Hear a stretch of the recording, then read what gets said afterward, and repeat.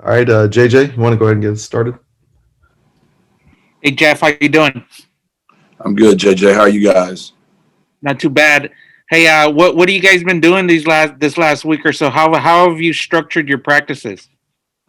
Um, we this week we have final exams, so we practiced Sunday night. Gave them off Monday, which is normal. We practiced yesterday, which would be a Tuesday. Um, we gave them all today, which is not normal, but we did that because of final exams. And then we're going to practice again tomorrow, and they'll have Friday and Saturday off. We'll figure out who our next opponent is, and we'll practice that Sunday night, which would be our first practice, whether that be for the conference championship or for hopefully knowing who our bowl opponent would be. How have the guys responded to this kind of different practice schedule? They've been incredible. I really bragged on them yesterday that every day I've coached these kids, they've loved to practice the game of football. They do a great job taking care of each other. They have fun. They're competitive. We have a lot of juice at practice every day. They've been a blessing. And I know it's not coach taught. Those guys have just been an absolute blessing to coach. And it's fun to coach kids that love to play football and love to practice the right way and do a great job taking care of each other. That's when you know you got a good culture and you're about the team and not so much about yourself. Greg? Jeff, have you guys structured the practices any differently than in previous weeks? Maybe getting some more reps for guys deeper down the depth chart or something like that? Yeah, we've done no scout team whatsoever. We've repped ones, twos, and threes. A lot of good on good. A lot of ones versus twos, twos versus ones. And the highlight of the week is the when our threes got the old scout team bowl. We're not done. We're only halfway done, so it's going to be finished tomorrow. Can't wait to see how that. It's a barn burner right now. The offense is up 6-4. We have a different way of scoring it. 2 points for a touchdown, 1 point for a stop, 2 points for a turnover. So right now, offense is up 6-4. So Hunter Ritterman is the offensive coordinator of that, and Drew Rhodes is the defensive coordinator, and a lot of scheming and trick plays being drawn behind closed doors right now. They won't even let me in the room. They think I'm going to go tell the other side. So I'm even bashed. I'm banned from all meetings right now when it comes to the scout team Super Bowl. And so that's playing out over multiple days of offense versus defense, or how have you structured it? Yes, sir. We played a half last Friday. It's full contact, right? So you can't just come back and do it again the very next day. You got to give them a week off because, they played basically a half of football, live tackling. So J-Rod probably had 15 to 18 carries. So we got to give my man a little break before he bounces back tomorrow. Is there anything you've learned from these opportunities? Maybe a guy from the second or third team that deserves more snaps in a game situation or could move up as a result of this time? Not that I didn't already know. I've got a good handle on them now. I didn't when it started, obviously, and it took me a good probably 6 to 8 weeks before I figured everybody out. But that's why we were so blessed to have the season we had, just trying to figure it out as we go, and we just kept scrapping out victories. Had some tough losses, obviously, but all in all, we could have been 2-9, and we could have been 11-0. So 7-4 is probably about where we deserve to be. Jonas? Coach, I'd like to talk a little bit more about that scouting bowl. Is this something that you've done with other programs before, or where did you get the idea for it at this time of year to kind of help keep the kids engaged and build some camaraderie? My son played at A&M, and Coach Sumlin had it, and he did it on a Wednesday night each week, and that was the highlight of my son's week. He was scout team quarterback all week, but then he got to do that. And so it's where it first entered my mind. You do have to be careful. I think this year's a little different because of COVID. That three that you're out there banging on, could easily be your one by Saturday. So you don't want to do it too much, right? So they're kind of being punished. You would do that more often, but they know a 3 can become a 1 and 1 COVID test. So I'm really leery about doing it tomorrow, to be honest with you. It might be a real short half of football because I can't afford anybody to get injured at all. And whenever you tackle live, obviously the odds go up tremendously of somebody possibly getting ankles. We had 2 kids get ankle injuries. We didn't lose anybody, but we had some guys that are gimped up a little bit, like a game would be. Awesome. Thank you. Greg? So, Jeff, obviously the attention now turns to UAB against Rice on Saturday. Have you thought about how you're going to be following that personally? Yeah, because I hate getting all anxious and stuff, right? I had to do that enough for a living. I know if I watch the game, I'll be like, I'm going to do my best to not watch it. But I have a hard time believing I'll be able to pull that off. So I imagine I'll be locked in watching the game. Yeah, I was gonna ask if you guys were gonna have any type of event with the players or something where they could get together and watch it, obviously with distancing in mind. But I guess if you're not planning on watching it, have you thought about that part at all? We did, but just this year, I'm terrified right now of the COVID. It's such an outbreak right now. I want those guys away from each other, get away from me. Don't be inside. You know, if I had a giant screen TV on the practice field, maybe, and we were all scattered out of the whole deal, I'd consider it. But that deal's popping up so much everywhere. I just don't want our guys to get hit with it. So we decided not to do that. It would be a great idea. It would have been a lot of fun in a normal year to get the guys together. But when we get in that new $45 million building next year, that'd be a fun thing to do. Get in the team room, turn it on, big screen, get some popcorn, and have a good day. But I just think this is not the time to be doing that right now, personally. And you mentioned your own kind of nerves and anxiety following it. Have you told the players about how to handle that, or has that been a discussion point for you guys, just not to let it get to them maybe? Yeah, I do it more for the COVID's more what I've talked about. It's the testing. We're just getting to a time of year where it would be a real travesty if we were to make the conference championship game and we had guys miss it, or we get a really good bowl game against a really good opponent and we can't go show the country what our real team is about.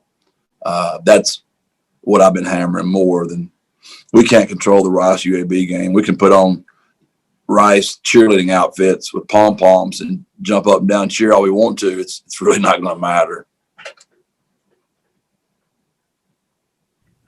Jonas?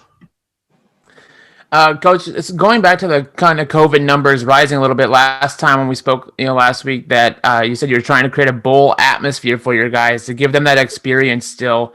But with the numbers on the rise across the country, you mentioned being anxious. Are you still able to create that environment for the kids? And obviously, it might not be what you what you wanted it to look like, but what does that kind of look like now?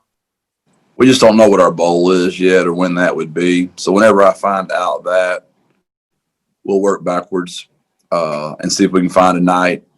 Preferably, the weather will be nice and we could be outside, which I feel way more comfortable with the kids being outside and having some space than I would taking them to a movie or playing games indoors. I would not feel comfortable doing that. I'm hoping for a pretty night, something we can do outside. Thanks. JJ? Jeff, this time next week is signing day. What can we expect from this class? It's a great question. Length, size, speed. We haven't taken as many high school kids as we probably normally would, but with no camps, I just don't want to gamble on things I haven't seen in my own eyes. So we're going to err on the side of relationships we had with players previously, grad transfers, portal guys, junior college. Got to save some spots for super seniors. So it's been a very tricky deal, but we're in a really good spot. We feel really good. We're Zooming and doing all that right now as we speak, and we'll be doing that all the way through Wednesday. This time last year was I believe, the first day I ever met my players. I think yesterday was a press conference, and we had a official visit this weekend. So as crazy as I say this time last year was a lot crazier. There's a possibility you could be preparing for a bowl game, the conference championship, and signing day all in the same week or so. How do you try and manage all that? Yeah, well, we're way ahead. If the opponents come out the way we've guessed right, we'll be way ahead. So that's going to help. If we guess wrong, it's going to be a mad scramble, because we know we're really focused on a couple of teams right now. Obviously, Marshall being the first one, and then we've got some. We're guessing, educated guessing on who our bowl game might be. So we've worked pretty hard. So we're way ahead on that. And then one just last recruiting question for you. Do you expect to sign most of your class here in the early period, or are you going to have some more in February? We're going to say some numbers. We're going to try to say some all the way through the spring, just for grad transfers and guys that you always can find late, the Mackay Harts of the world that can come in and start from day one. You got to always save a couple of spots for that, in my opinion. Those super seniors make it a little different. Now, it depends on how many of those guys really want to come back, because those might eat up some of my numbers. So it'll be a tricky year. Roster management, which I have Coach Price as our director of player personnel. This will be a really important year for us to get this team to look like we want it to look. Greg? Jeff, has the bowl picture started to solidify at all? Do you have it narrowed down like we think it'll be one of these 3 or 4, or how much of an idea do you have at this point? I believe with COVID being so prevalent in our country right now that everything's going to be regionally decided. So I'm looking really hard at who people predict us to be in the Frisco Bowl and, in Dallas and Fort Worth. I would be shocked if we're not going to one of those places. And now that you sort of know that it's going to come down to this last week, whether you're in the conference championship game or not, is there a concern about to what extent that timing limits the possibilities, or are you confident there's enough stuff later in the year as far as bowl games, if it comes to that? Yeah, well, if we're in the conference championship, I would imagine our bowl would just be later. We couldn't turn around and play the conference championship on Friday and then play the Frisco Bowl on Saturday, obviously.